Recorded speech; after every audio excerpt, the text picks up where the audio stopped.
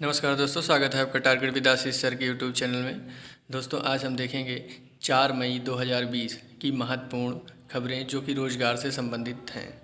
तो पहली खबर पर हम नज़र डालते हैं। 5 लाख लोगों को रोज़गार देने की मुहिम शुरू। दूसरे राज्यों से यूपी लौटे रहे लाखों लोगों के लिए रोज़गार का इंतजाम शुरू हो गया। यूपी सरकार पहले चरण में 5 लाख लोगों को रोज़गार व स्वरोजगार के जरिए काम धंधे में लगाएगी। मुख्यमंत्री योगी आदित्यनाथ के निर्देश पर कार्य योजना जो है तैयार हुई है। कुशल कामगारों को उनकी रुचि के हिसाब से ट्रेड प्रशिक्षण दिलाया जाएगा। कच्चे माल के लिए रॉ मटेरियल बैंक की स्थापना होगी। उनके जो है उत्पादन के तुरंत बाद भुगतान की भी व्यवस्था होगी। प्रोडक्ट डेवलपमेंट एवं मार्केटिंग के लिए एक अलग संस्था बनेगी। अब इसमें देखें, इन क्षेत्रों से उम्मीद। NRLM 31,000, ODOP 40,000, MSAMI 1,05,000, उद्यान एवं फल संरक्षण 40,000, दीनदयाल उपाध्याय स्वरोजगार योजना 1 लाख, कौशल विकास मिशन 1 लाख, उत्तर प्रदेश खादी ग्रामोद्योग बोर्ड 1 लाख।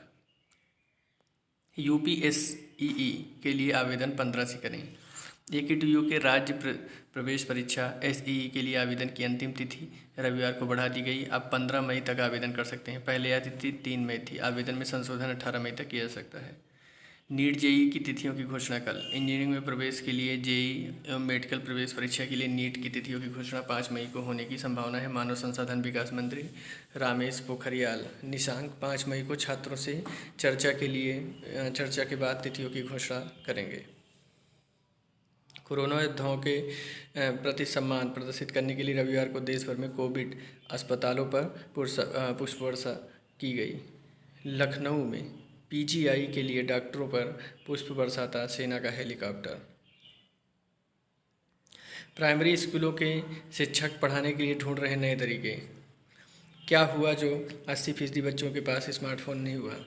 क्या हुआ जो गांव में इंटरनेट की समस्या है? क्या हुआ जो बच्चे स्कूल नहीं आ पा रहे हैं? जज्बा है तो मुमकिन है, ये कर दिखाया। प्राइमरी स्कूल के शिक्षकों ने गांव में ज़्यादातर के पास स्मार्टफोन न होने के कारण बच्चे शिक्षक से जुड़े नहीं रह पाते। ऐसे में कुछ शिक्षकों ने अपने प्रयास किए और बच्चों को पढ़ाने लगे। प्रधानमंत्री ने के आकांक्षी जिलों में शामिल बलरामपुर के धुसा गाँव में स्थित प्राइमरी स्कूल की शिक्षिका प्रतिमा सिंह इस बात से हतोत्साहित नहीं हुई कि उनके बच्चों के पास व्हाट्सएप से जुड़े नहीं हुए हैं। उन्होंने वर्कशीट बनाई और किसी के हाथों स्कूल में रखवा दी। प्रतिमा कहती हैं कि गांव में स्कूलों में भी क्वारंटाइन कराया जा रहा है। हमारे स्कूल बच्चे का स्कूल एक चक्कर रोज़ ज़रूर मारते हैं। वो वर्कशीट ले जाते हैं और उन्हें हल करके वापस रख भी देते हैं। प्रयागराज के देवघाट स्थित प्राइमरी स्कूल में शिक्षक की पहल शाहजाद ने सामान्य फ़ोन को ही माध्यम बना लिया। वो बच्चों को फ़ोन करके समझाते हैं और सवाल जवाब करवाते हैं। बच्चे किसी के भी फ़ोन से फ़ोटो खींचकर उन्हें भेज देते हैं। वह कहते हैं कि गांव में हमें पता है कि कौन बच्चे पढ़ने में ठीक हैं। हम उनसे ही बोल देते हैं कि फला बच्चे का काम देख लो। बक्सी का तालाब में माँ चंद्रिका देवी के मंदिर के पास स्थित पढ़ाने वाली जो है मोहिनी अभा का ध्यान भी उन बच्चों पर ज़्यादा गया है। तो इस तरह से ये शिक्षकों की अच्छी पहल है। लॉकडाउन के बाद 15 दिन की क्लास फिर परीक्षा। लखनऊ विश्वविद्यालय के कुलपति प्रोफेसर आलोक कुमार राय ने साफ कर दिया है कि लॉकडाउन खुलने के बाद सीधे परीक्षाएं नहीं ली जाएंगी। परीक्षा से पहले कम से कम 15 दिन कक्षाएं संचालित की जाएंगी। किसी भी छात्र का नुकसान नहीं होने दिया जाएगा। प्रोफेसर राय ने कहा कि शासन के निर्देश के हिसाब से ही काम किया जाएगा। अपनों के नाम से फेलोशिप। कुलपति ने बताया कि विश्वविद्यालय जल्द ही फेलोशिप संवर्धन स्कीम लेकर आ रहा है। इसके तहत कोई भी व्यक्ति अपने गुरु या परिजन के नाम पर विशेष स्कॉलरशिप दे सकेगा। कोशिश की जा रही है कि एक छात्र को कम से कम 10,000 रुपये तक मिल जाए।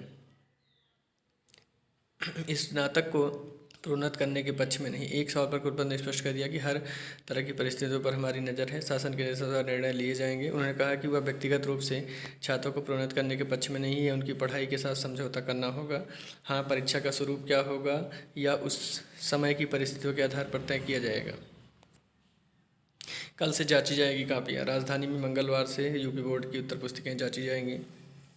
इसके लिए 4 मूल्यांकन केंद्र बनाए गए हैं। राजकीय jubilee inter college, Aminabad inter college, Nishadganj inter college और हुसैनाबाद इंटर कॉलेज में मूल्यांकन होगा। शिक्षा विभाग का दावा है कि शिक्षकों की सुरक्षा के मद्देनजर सारे इंतजाम किए गए हैं। उधर माध्यमिक शिक्षा संघ शर्मा गुट इसके विरोध में आ गया है। संगठन ने बहिष्कार की बात कही है। सैनिटाइज किया जा रहा है। सैनिटाइज डिटॉल और साबुन की व्यवस्था की गई है।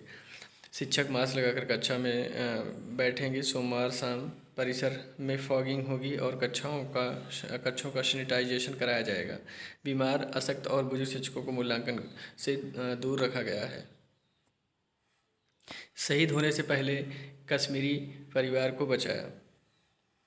कुपवाड़ा जिले के हंदवाड़ा में आतंकवादियों के साथ मुठभेड़ के दौरान कर्नल आशुतोष शर्मा के नेतृत्व में उनकी टीम ने अद्भुत साहस का परिचय दिया।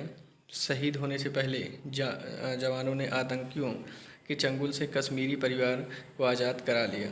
मीडिया रिपोर्ट के मुताबिक शनिवार दोपहर शाम 21 जो है राष्ट्रीय राइफल यूनिट के कर्नल आशुतोष शर्मा के नेतृत्व में उनकी टीम सर्च कर रही थी, टीम को कोऑर्डिनेट कर रही थी, तो उन्हें एक घर में कुछ गड़बड़ होने की जानकारी मिली।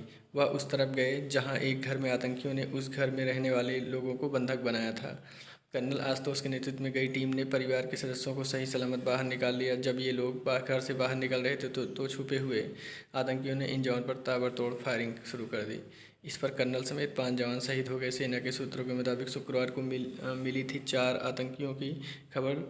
शुक्रवार को खबर मिली थी कि 4 आतंकवादी यहाँ मौजूद हो सकते हैं। इस सूचना पर आर्मी की राष्ट्रीय राइफल पुलिस के साथ मिलकर जॉइंट ऑपरेशन लॉन्च किया। इन 5 के जज्बों को नमन, सत नमन। Colonel Ashutosh Sharma 21 Rashtriya rifle 19 guard, major Anuj Sood 21 Rashtriya rifle 19 guard, Naik Rajesh 21 Rashtriya rifle 3 guard, lance Naik Dinesh 21 Rashtriya rifle 17 guard, sub inspector Shakeel Kazi Jammu Kashmir police. Yogi का शहीद के कर्नल के परिवार को 50 लाख देने का ऐलान। मुख्यमंत्री योगी आदित्यनाथ ने जम्मू कश्मीर के हंदवाड़ा में आतंकियों से मुठभेड़ में शहीद कर्नल मेजर समेत 7 सुरक्षाकर्मियों को श्रद्धांजलि अर्पित की। मुख्यमंत्री ने बुलंदशहर के सियाना तहसील के परवाना के मूल निवासी शहीद कर्नल आशुतोष के परिवार को 50 लाख रुपए की मदद की है। परिवार के एक सदस्य को सरकारी नौकरी देने की घोषणा की है। इसके साथ ही कर्नल आशुतोष शर्मा की स्मृति में उनके पैतृक गांव में गौरव द्वार का निर्माण भी कराया जाएगा। उन्होंने कहा कि देश की रक्षा के लिए अपने प्राण न्यौछावर करने वाले इन शहीदों के बलिदान को हमेशा याद रखा जाएगा। चीन को पछाड़ने की तैयारी में भारतीय वाहन उद्योग जो है चीन को पछाड़ने की तैयारी कर रहे हैं। भारत में मौके की तलाश कर रही हैं 1000 कंपनियां। चीन से 1000 विदेशी कंपनियां भारत सरकार में अपनी फैक्ट्रियां लगाने पर वार्ता कर रही हैं।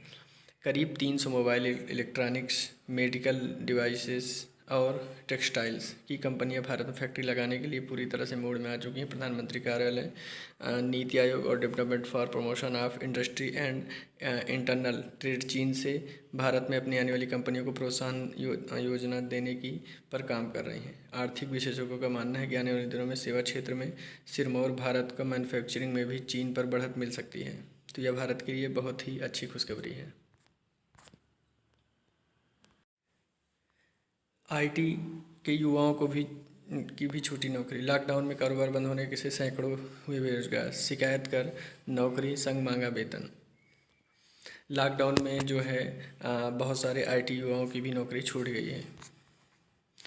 अधिशासी अधिकारी भर्ती भी प्रतिनियुक्ति से। PCS परीक्षा के माध्यम से होना चाहिए था चयन, मुख्यमंत्री से की शिकायत। खंड शिक्षा अधिकारी BDO की तरह नगर पालिका अधिशासी अधिकारी के रिक्त पद भी प्रतिनियुक्ति से भरे जा रहे हैं। यह बहुत ही बुरी खबर है। इससे सरकार की मंशा साफ हो जाती है कि वह युवाओं को रोजगार नहीं देना चाहती है। इससे भ्रष्टाचार को बहुत बढ़ावा मिलेगा। और जो है एक पद आपका आता है नगर पंचायत अधिशासी अधिकारी, इसके 200 पद खाली है या लोअर का पद है। इन पदों को उत्तर प्रदेश अधीनस्थ सेवा चयन आयोग के माध्यम से इसमें भर्ती होनी चाहिए थी, लेकिन इसमें भी प्रतिनियुक्ति हो रही है। तो यह बहुत ही बुरी खबर है और युवाओं के लिए बहुत ही बुरी खबर है। इसका जो है युवाओं को जोरदार विरोध करना चाहिए और सरकार को भी चाहिए कि इसकी भर्ती लोअर के माध्यम से करें। वीडियो पसंद आया हो तो जो है वीडियो को लाइक करें और चैनल को सब्सक्राइब करें। धन्यवाद।